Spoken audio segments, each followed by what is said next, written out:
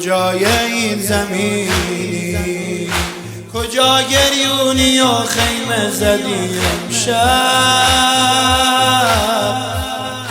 چقدر غم داره قلبم. شاید تو روزه ما اومدی امشب، دارم حس میکنم بو تو شبیه بوی بارونه،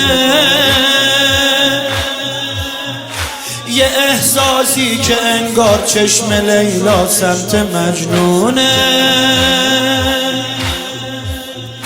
چشای من پر از اشک تو، چشمات کاسه خونه.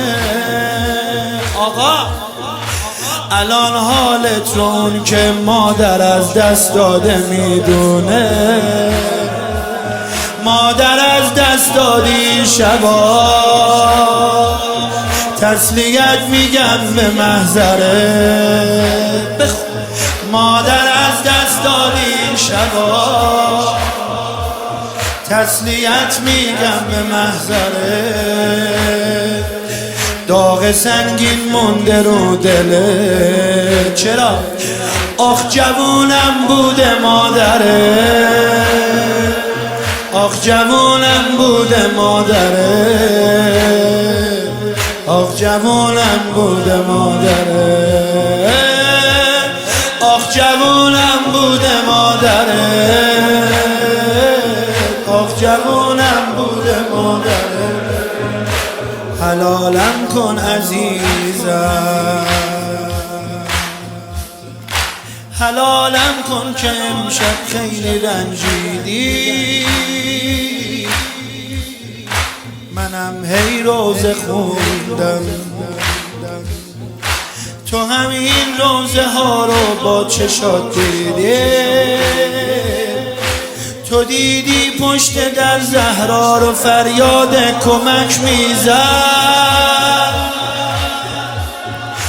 تو دیدی قنفذ و ناموس مولا رو کتک میزد.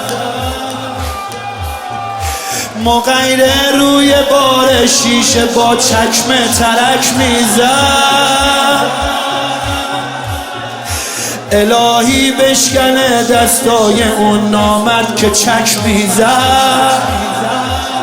آخرم کار خودش رو کرد، ضربه های سخت و پشت به پشت، با لج و لجبازی هی زد و خیر نبینه محسنش رو کن.